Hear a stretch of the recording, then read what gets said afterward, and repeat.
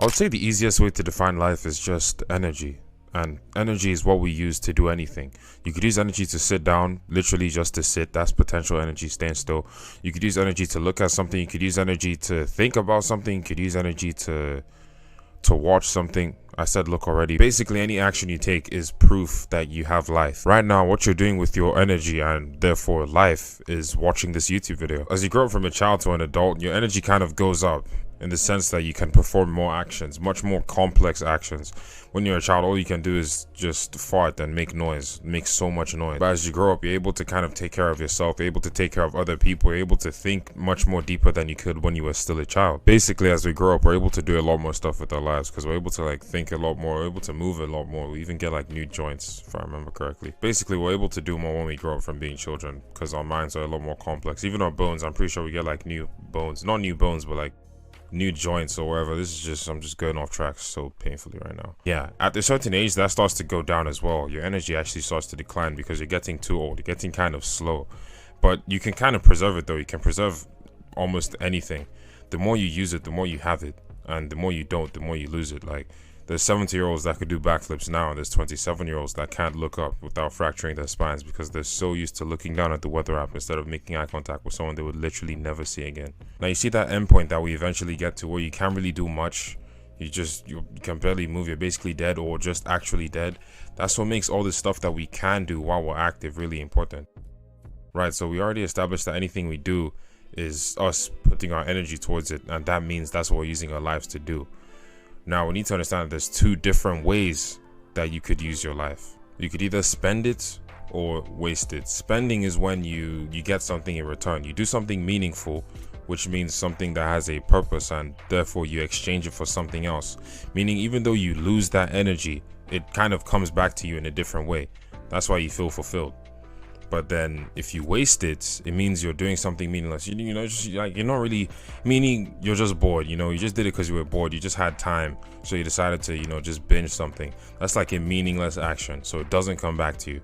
And if you keep on doing stuff like that, you end up feeling lifeless or just dead inside. First thing that I mentioned was spending your life purposefully, right? Like that kind of brings in this very deep word, which is purpose, bro. And that can make you feel very philosophical and lost, like asking yourself, okay, so what is my purpose? How do I do things that are only attached to this so I won't be depressed? That makes it really, really deep, but it's actually very easy to understand. Plus, you just watched Ruff's video, but I'm just going to give a very, very, very quick definition or explanation. It's basically just what you want. Like, what do you want? What do you want from life? What do you want to use your life for? What do you want to become? That's an easy way to do it. And that might seem like a very far goal. For example, someone that wants to be an astronaut, they're like, okay, I know that I want to be an astronaut now. I still can't afford anything. Instead of asking, what do you want from life? You need to look at it in layers. So look around you. What do you want? What do you want to do with the things that are around you, like the closest things to you physically? For example, your room. Decide what tiny layer you're about to peel off, which is maybe just cleaning your room. If you're in a dirty room and you have the energy to, you know, clean up, you could either devote that energy towards cleaning up the room, which is going to come back to you because now you can sleep in peace. Or you could use that same energy to, I don't know, play a video game for like a few hours. You spent the same amount of time and energy doing those two different things. Obviously not the same amount of kilojoules. I don't know why I'm being a geek. But that energy won't come back to you if you spent it gaming. But if you spent it doing something that's actually going to benefit you, something that's aligned to your purpose, even though it's just so thin that you can barely see the connection. But the truth is, if you want to study like astrology, bro, you have to be a put together person. You have to be organized. So plus you could just be a decent human being and clean the room and feel good about yourself after. That's it coming back to you. If you're doing something that makes you feel good about yourself, like that's always a layer on your purpose. So if you're feeling like wasted, you don't know what to do, don't do something that's going to make you feel bad about yourself. I know you know what I'm talking about. Oh yeah, something really important that you should probably note down is that the purposeful actions don't always feel really nice. Sometimes they're actually difficult. I think usually they're even more difficult than things that have no purpose, because if you're doing something that has no purpose for no reason, it's just meaningless. You're just kind of allowing it to happen to you, like sitting down and just scrolling forever. All you have to do is move your thumb. It's just super easy. But then to do something purposeful, which could be to stand up and actually go to class, you know, that doesn't always feel too good, but it's always worth it, bro, because there's a purpose. By definition, there's a reason behind it. There's an exchange that happens. But when there's there's just no reason to do something. It's a purposeless action. You obviously don't get anything back. So bottom line, if it's a purposeful action, then it's worth something.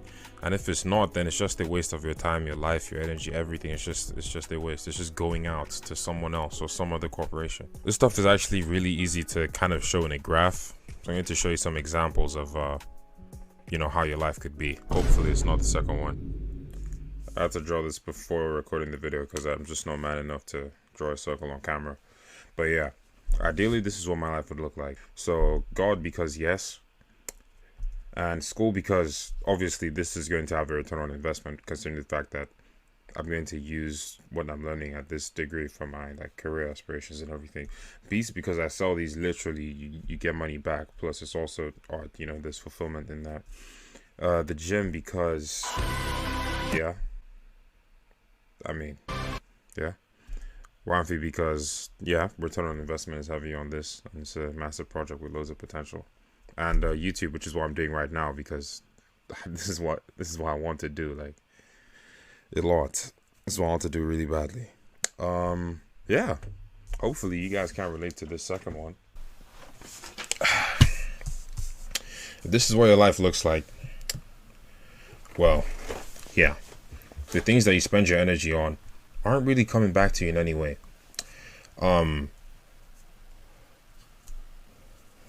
TikTok, you watch a bunch of videos that you can't really remember, so your energy is just being spent on billions of people. And if you really think about it, those people kind of own your life because they're the ones using your energy, but you can't even trace where it's going to, so you might as well just call it the corporation. You're just owned. At this point, you're basically just a Chinese asset. Reels, the same thing. Mark Zuckerberg owns your life, and the metaverse. And yeah, honestly, I'm not even hating on, like, I'm not hating at all. I'm just saying, if this is what your life looks like, if this is what you spend your energy on, you know, some kind of, nothing wrong, like I said, entertainment, you know what I mean? And then after that, you go and watch these because it's 3 a.m. Then you get tired of that, you sleep in, then you wake up by 4 p.m. Then you hop on this, and then after that, you go to this. And then when you're too fried off of that, and it's getting too family friendly, you go on this and watch a few people die. And then, you know, you just end the day with the main event. But yeah, that's basically life. So yeah, get busy on something that will profit you in any way, literally any way. Just brush your teeth. Like, it's never wrong to do that. Like, if you're ever overthinking, oh, I don't know what to do, what would be, just brush again, just keep going.